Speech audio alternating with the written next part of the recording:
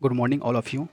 ये Lucent objective subject physics, ये third chapter है, ध्वनि साउंड।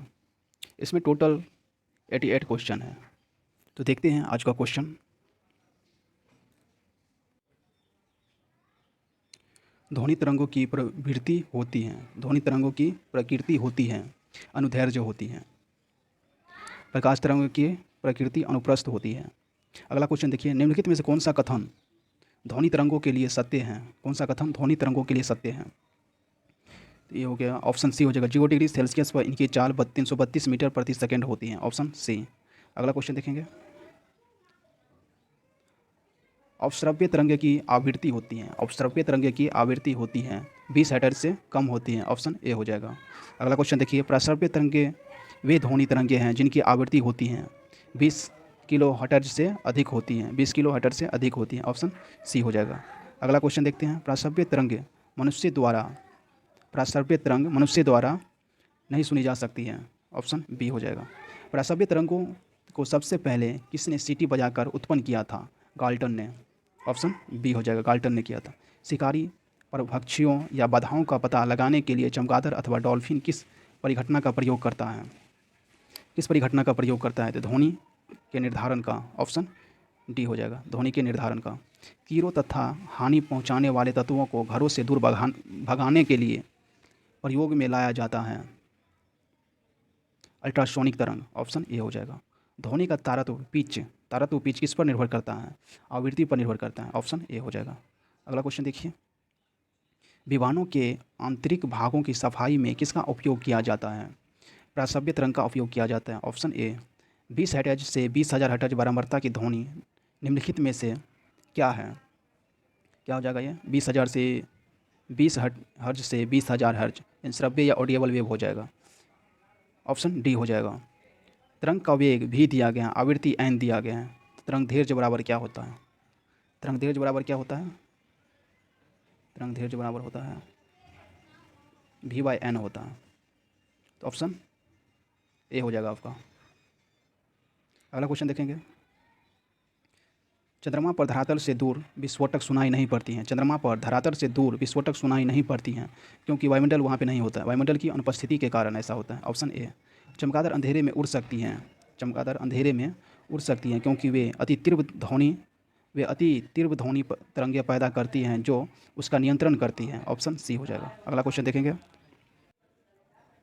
चमगादड़ रात्रि में किसी वस्तु से बिना टकराए हुए ही उड़ता है, सही है। चमगादड़ में इंफ्रासोनिक वेव तरंगें निकलती हैं, ये तो गलत है, ए सही हो जाएगा, आर गलत हो जाएगा, ऑप्शन सी। वायु में ध्वनि की चाल 332 मीटर प्रति सेकेंड है, यदि दाब बढ़ाकर दुगुना कर दिया जाए तो ध्वनि की चाल क्या हो जाएगी? ध्वनि की चाल दाब बढ़ाने पे भी कोई प्रभाव नहीं पड़ेगा, 332 मीटर पर सेकेंड ही हो जाएगा, ऑप्शन बी हो जाएगा। अगला क्वेश्चन देखिए, निम्न द्रव्यों में से ध्वनि सबसे तेज यात्रा करती है, ध्वनि सबसे तेज यात्रा करेगी, ठोस वस्तु में यात्रा करेगी, तो यहाँ पे ऑप्शन ए हो जाएगा, स्टील हो जाएगा। बादलों की बिजली की चमक के काफ़ी समय बाद बादलों की गर्जन सुनाई देती है, इसका कारण क्या है? इसका कारण है कि प्रकाश की चाल ध्वनि की चाल में बहुत अधिक होती है, प्रकाश की चाल ध्वनि की चाल में बहुत अधिक होती है, चाल से बहुत अधिक होती है, ऑप्शन डी हो जाएगा।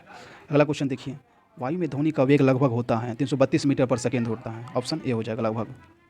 किसी माध्यम में ध्वनि सबसे तेज चलती है? ठोस माध्यम में ध्वनि सबसे तेज चलती है, ऑप्शन ए। ध्वनि का वेग भिन्न भिन्न माध्यमों में भिन्न भिन्न होता है, भिन्न भिन्न माध्यमों में भिन्न भिन्न होता है और ठोस माध्यम में सबसे अधिक होता है, ऑप्शन बी हो जाएगा। अगला क्वेश्चन देखते हैं, लगभग 20 डिग्री सेल्सियस के तापक्रम पर किसी माध्यम में ध्वनि की गति अधिकतम रहेगी, ध्वनि गति अधिकतम रहेगी, ठोस में रहेगा, लोहा में, ऑप्शन डी हो जाएगा। अगला क्वेश्चन देखिए, निम्नलिखित में से कौन सा एक कथन सही नहीं है? कौन सा एक कथन सही नहीं है? तो अनंतता के बढ़ने पर वायु में ध्वनि का वेग कम होता है, ये गलत है, ये सही नहीं है, ऑप्शन सी हो जाएगा।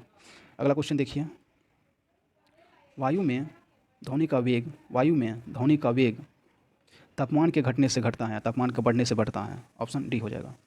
अगला क्वेश्चन देखिए, रेलगाड़ी के इंजन से निकली भाप पहले दिखाई पड़ती है और सीटी बाद में सुनाई पड़ती है, सीटी बाद में सुनाई पड़ती है, सही है। प्रकाश तरंगे की चाल की तुलना में ध्वनि तरंगे की चाल बहुत कम होती है, ध्वनि तरंगे की चाल बहुत कम होती हैं। प्रकाश तरंगे की चाल की तुलना में ध्वनि की चाल बहुत कम होती हैं। ये भी सही है, दोनों सही है। ए आर दोनों सही हैं और एक ही सही व्याख्या कर रहे हैं। अगला क्वेश्चन देखिए। पराध्वनिक पराध्वनिक विमान प्राध्वनिक विमान उड़ते हैं। प्राध्वनिक विमान जो है उड़ते हैं, ध्वनि की चाल से अधिक चाल से उड़ते हैं। ऑप्शन सी हो जाएगा। अगला क्वेश्चन देखेंगे। वस्तु के वेग तथा उसी माध्यम में एवं उन्हीं परिस्थितियों में ध्वनि के वेग के अनुपात को कहते हैं मैक संख्या कहते हैं। मैक संख्या वस्तु के वेग और उसी माध्यम में एवं उन्हीं परिस्थितियों में ध्वनि के वेग का अनुपात को कहते हैं मैक संख्या कहते हैं। Option D. मैक अंकों का प्रयोग वेग के संबंध में किया जाता है। वेग के संबंध में किया जाता है, वायुयानों के वेग के संबंध में किया जाता है। ऑप्शन सी हो जाएगा। ध्वनि प्रदूषण मापा जाता है। ध्वनि प्रदूषण मापा जाता है, डेसिबल में मापा जाता है। ऑप्शन सी हो जाएगा। अगला क्वेश्चन देखते हैं। साधारण बातचीत की ध्वनि की तीव्रता होती है 30 से 40 डेसिबल होती है। Option B. ध्वनि की वह विशेषता जो एक मादा ध्वनि को नर ध्वनि से भिन्न करती है, तारत्व हो जाएगा, तारत्व पिच हो जाएगा। ध्वनि के किस लक्षण के कारण कोई ध्वनि मोटी या पतली होती है, वही तारत्व और पिच के कारण होते हैं। ऑप्शन बी हो जाएगा। अगला क्वेश्चन देखते हैं। पुरुषों की अपेक्षा महिलाओं की आवाज़ अधिक तीक्ष्ण होती है क्योंकि महिलाओं की आवाज़ का तारत्व अधिक होता है। ऑप्शन डी हो जाएगा। एक युवक पुरुष की आवाज़ की तुलना में छोटे बच्चे की आवाज़ अधिक प्रिय क्यों लगती है? क्योंकि बच्चे की आवाज़ का तारत्व पुरुष की आवाज़ के तारत्व की तुलना में अधिक होता है। ऑप्शन बी हो जाएगा। अगला क्वेश्चन देखेंगे। स्त्रियों की आवाज़ पुरुषों की अपेक्षा पतली होती हैं क्योंकि स्त्रियों की आवाज़ की आवृत्ति अधिक होती है। ऑप्शन ए हो जाएगा। यदि सितार और बांसुरी पर एक ही स्वर बजाया जाए तो उनमें उत्पन्न ध्वनि का भेद निम्नलिखित में से अंतर के कारण किया जा सकता है, केवल ध्वनि गुणता के कारण किया जा सकता है। ऑप्शन डी हो जाएगा। अगला क्वेश्चन देखेंगे। अगला क्वेश्चन दिया गया है। निम्नलिखित में से कौन सा एक वायु में ध्वनि तरंगे द्वारा उत्पादित नहीं होता है? ध्रुवण।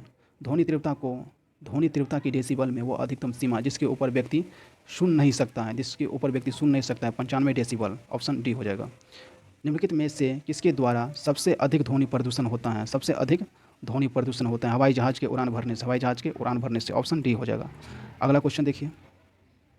नज़दीक आती रेलगाड़ी की सीटी की आवाज़ बढ़ती जाती है जबकि दूर जाने वाली रेलगाड़ी के लिए यह घटती जाती है। यह घटना किसका उदाहरण है? डॉपलर प्रभाव का। ऑप्शन डी हो जाएगा। अगला क्वेश्चन देखेंगे। एक अंतरिक्ष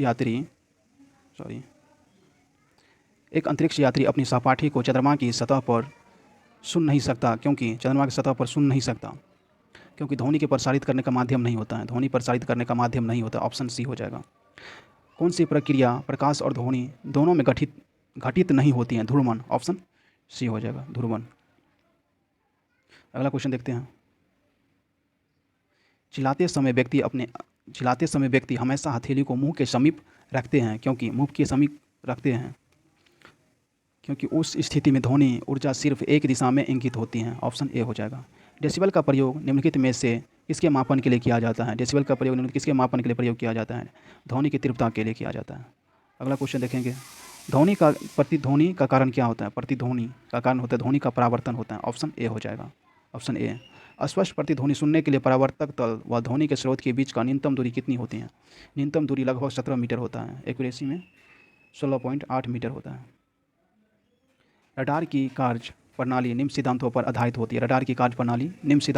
होती है। रेडियो तरंगों के परावर्तन के सिद्धांत पर आधारित होता है। ऑप्शन बी हो जाएगा। अगला क्वेश्चन देखेंगे। किसी प्रतिध्वनि को सुनने के लिए मूल आवाज़ और प्रतिध्वनि के बीच का समय अंतराल क्या होना चाहिए? 1/10 सेकेंड से अधिक होना चाहिए। ऑप्शन सी हो जाएगा। अच्छे ऑडिटोरियम की दीवारें, छत व फर्श किसी रेशेदार पदार्थ, कालीन, ग्लास फाइबर आदि से ढके रहते हैं। इसका उद्देश्य होता है ध्वनि का अवशोषण करके प्रतिध्वनि को रोकना। ऑप्शन डी हो जाएगा। Option D. अगला क्वेश्चन देखेंगे। ध्वनि का प्रभाव मानव के कान में कितने समय तक रहता है? 1/10 सेकेंड तक रहता है। ऑप्शन बी हो जाएगा। ध्वनि तरंगे किसके कारण प्रतिध्वनि उत्पन्न करता है? परावर्तन के कारण। Option C. एक व्यक्ति को अपनी प्रतिध्वनि सुनने के लिए परावर्तक तल से कितनी दूर खड़ा रहना चाहिए? 56 फीट खड़ा रहना चाहिए। 56 फीट। Option B. अगला क्वेश्चन देखिए। स्टेथोस्कोप ध्वनि के किस सिद्धांत पर कार्य करता है? परावर्तन के सिद्धांत पर कार्य करता है। ऑप्शन ए हो जाएगा। प्रतिध्वनि तरंगों के डैश के कारण उत्पन्न होती है। प्रतिध्वनि तरंगों के डैश के कारण उत्पन्न होती है, परावर्तन के कारण उत्पन्न होती है। Option C. सोनार अधिकांश प्रयोग में लाया जाता है। सोनार अधिकांश प्रयोग में लाया जाता है, नौ संचालकों द्वारा लाया जाता है। ऑप्शन डी हो जाएगा। अगला क्वेश्चन देखेंगे। अनुसरण काल तथा हॉल के आयतन के बीच संबंध का प्रतिपादन किया है, सोबी ने किया। Option C. गुंजहीन हॉल का अनुसरण काल होता है 0 सेकेंड का होता है। Option A. जब सेना पुल को पार करता है तो सैनिक को कदम से कदम मिलाकर न चलने का निर्देश दिया जाता है क्योंकि पैरों से उत्पन्न ध्वनि के अनुनाद के कारण पुल टूटने का खतरा रहता है। ऑप्शन बी हो जाएगा। अगला क्वेश्चन देखेंगे।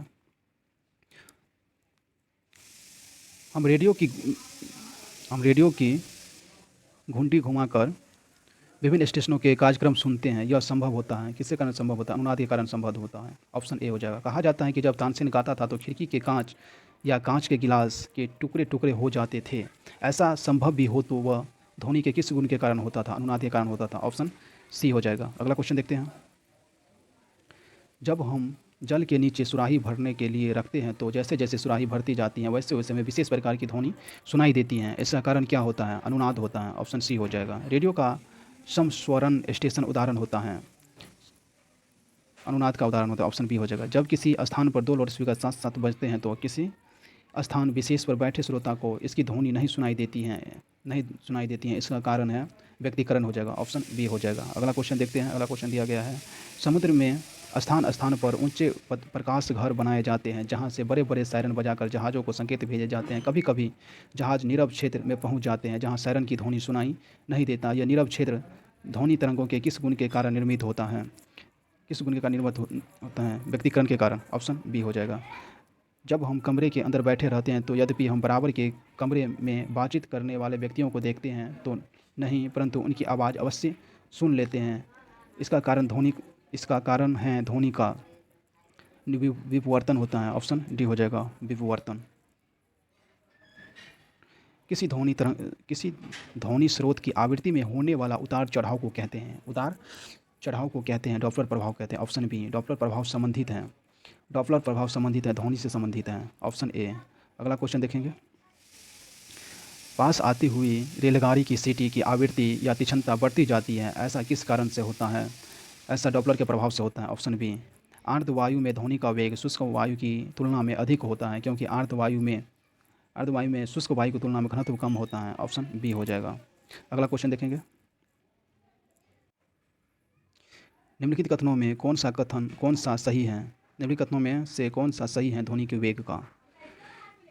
वेग ठोसों में अधिकतम और गैसों में न्यूनतम होता है। ऑप्शन डी हो जाएगा। निम्नलिखित कथनों में से कौन सा सही नहीं है? 20 हर्ट्ज से कम आवृत्ति की ध्वनि तरंगें प्राश्रव्य तरंग कहलाती हैं। ये सही नहीं है। 20 हर्ट्ज से कम आवृत्ति वाले ध्वनि तरंगें जो है अपश्रव्य तरंग कहलाती हैं, लेकिन यहाँ प्राश्रव्य तरंग दिया हुआ है इसलिए सही नहीं है। अगला क्वेश्चन देखेंगे। निम्नलिखित में से किस एक प्रकार की तरंगे का प्रयोग रात्रि दृष्टि उपकरण में किया जाता है? अवरक्त तरंग का प्रयोग किया जाता है। ऑप्शन सी हो जाएगा। निम्नलिखित में से किस एक में ध्वनि की चाल सबसे अधिक होती है? लकड़ी में होती है। Option D. अगला क्वेश्चन देखेंगे। एक जेट वायुयान 2 मैक के वेग से हवा में उड़ रहा है। जब ध्वनि के वेग 332 मीटर पर सेकेंड तो वायुयान में चाल क्या हो जाएगा? चाल हो जाएगा 332 गुने 2 कर देंगे उसके बाद ऑप्शन डी हो जाएगा। 664 मीटर पर सेकेंड हो जाएगा। अगला क्वेश्चन। लगभग 20 डिग्री सेल्सियस के तापक्रम पर किस माध्यम में ध्वनि की गति अधिकतम होती है? लोहा में हो जाएगा। ऑप्शन डी हो जाएगा। अगला क्वेश्चन देखिए। एक जैव पद्धति जिसमें प्राश्रव्य ध्वनि का प्रयोग किया जाता है सोनोग्राफी में किया जाता है। ऑप्शन ए हो जाएगा। कौन सी तरंगें शून्य में संचरण नहीं कर सकता है? ध्वनि तरंगें यदि हवा, वाटर और स्टील दिया गया है, वायु, जल एवं स्टील में ध्वनि का वेग होता है तो सबसे ज़्यादा ठोस में हो जाएगा, स्टील में हो जाएगा, उसके बाद जल, उसके बाद वायु में हो जाएगा। ऑप्शन ए हो जाएगा। अगला क्वेश्चन देखेंगे। ध्वनि तरंगें नहीं चल सकती हैं, निर्वात में नहीं चल सकती हैं। ऑप्शन डी हो जाएगा। वह उपकरण जो ध्वनि तरंगे की पहचान तथा ऋजुरेखन के लिए प्रयुक्त होता है क्या कहलाता है? क्या कहलाता है? सोनार कहलाता है। ऑप्शन बी हो जाएगा। पराध्वनिक विमान नामक एक तरंग पैदा करता है, प्रघाती तरंग पैदा करता है, प्राश्रव्य तरंग करता है, प्राश्रव्य तरंग, ऑप्शन बी हो जाएगा। अगला क्वेश्चन देखते हैं। अगला क्वेश्चन दिया प्राध्वनिक विमान नामक एक प्रघाती तरंग पैदा करता है, प्राध्वनिक विमान नामक एक प्रघाती तरंग पैदा करता है, प्राश्रव्य तरंग पैदा करता है, ऑप्शन बी। इको साउंडिंग प्रयोग होता है, इको साउंडिंग प्रयोग होता है, समुद्र की गहराई मापने के लिए प्रयोग होता है, ऑप्शन सी। एकॉस्टिक विज्ञान है, ध्वनि से संबंधित है, ऑप्शन बी। अगला क्वेश्चन देखिए, मनुष्य के लिए मानक ध्वनि स्तर होता है, मनुष्य के लिए मानक ध्वनि स्तर होता है 60 डेसिबल होता है, ऑप्शन बी हो जाएगा। अगला क्वेश्चन देखेंगे, निम्नगण वस्तुओं का पता लगाने के लिए प्रयुक्त किए जाने वाले उपकरण को कहते हैं, प्रयुक्त किए जाने वाले उपकरण को कहते हैं, सोनार कहते हैं, ऑप्शन बी हो जाएगा। मेघ गर्जना सुनने पर व्यक्ति अपनी मुंह खोलता है, जिससे दोनों कानों के कनपटल पर वायु के दाब को बराबर करने के लिए, ऑप्शन बी हो जाएगा। अगला क्वेश्चन देखेंगे, वायु के तापमान में परिवर्तन से ध्वनि का निम्नलिखित में से कौन सा गुण प्रभावित होता है, कौन सा गुण प्रभावित होता है, आवृत्ति, ऑप्शन सी। किसी संगीत यंत्र की ध्वनि तीव्रता मापी जाती है, किसी संगीत यंत्र की ध्वनि तीव्रता मापी जाती है, डेसिबल में मापी जाती है, ऑप्शन सी। चलिए आपका लास्ट क्वेश्चन था, मिलते हैं नेक्स्ट वीडियो में।